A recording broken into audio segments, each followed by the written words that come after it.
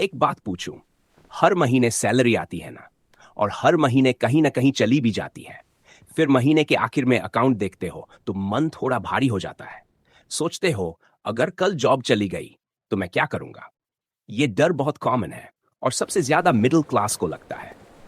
EMI चल रही होती है, क्रेडिट कार्ड का बिल आने वाला होता है, और ऊपर से घर की जिम्मेदारी। तू अकेला नहीं है, मैं भी इसी फेज से गुजरा हूं। देख, हमसे बचपन से एक ही बात कही गई, अच्छी पढ़ाई करो, अच्छी जॉब लो, सैलरी आएगी, लाइफ सेट हो जाएगी। पर कहीं ना कहीं ये बात अधूरी थी, क्योंकि सैलरी आती तो है पर कंट्रोल नहीं देती। सैलरी डर भी देती है, चुप रहने का डर, हाँ बोलते रहने का डर। ऑफिस में ध्यान से देखना, सब लोग काम करते हैं लेकिन सबको बराबर ट्रीटमेंट नहीं मिलता। कुछ लोग बस टास्क पूरा करते हैं, जो बोला गया वही, और कुछ लोग ऐसे होते हैं जो सोचते हैं, ये काम क्यों हो रहा है, अगर ये रुक गया तो कंपनी को क्या नुकसान होगा। यहीं से फर्क शुरू होता है। मेरा एक दोस्त है, सेल्स में काम करता था, नाम नहीं ले रहा, पर कहानी असली है। शुरुआत में वो भी वही करता था जो सब करते हैं, कॉल, फॉलो अप, टारगेट। फिर एक दिन उसने नोटिस किया, मैनेजर उन लोगों को ज्यादा सुनता है जो सिर्फ नंबर नहीं, प्रॉब्लम समझते हैं। उसने छोटा सा काम शुरू किया, हर कॉल के बाद 2 लाइन लिखता, डील कहां अटकी, पेमेंट में देरी क्यों हुई। घर जाकर धीरे धीरे खुद सीखने लगा, कोई बड़ा कोर्स नहीं, सिंपल चीजें। फिर जब मैनेजर के पास गया तो शिकायत लेकर नहीं गया, बोला अगर यहां छोटा सा चेंज कर दें तो क्लाइंट जल्दी कन्विंस हो जाएगा। पहली बार मैनेजर ने ध्यान से सुना। कुछ महीनों बाद जब भी कोई डील फंसती सबसे पहले उसी को बुलाते। आज वही सैलरी नहीं है, पोजीशन बदली है, और सबसे बड़ी बात, कंपनी उसे आसानी से छोड़ नहीं सकती, क्योंकि वो सिर्फ एम्प्लॉय नहीं रहा, एसेट बन गया।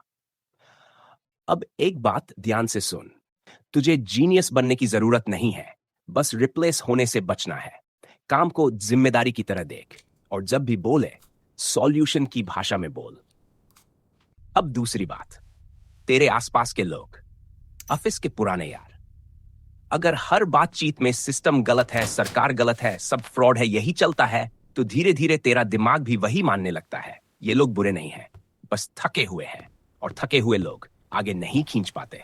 मैं ये नहीं कह रहा कि सबको छोड़ दे, बस इतना कर, उनके साथ बिताया टाइम थोड़ा कम, और ऐसे लोगों के साथ बैठ जो क्लैरिटी की बात करते हैं।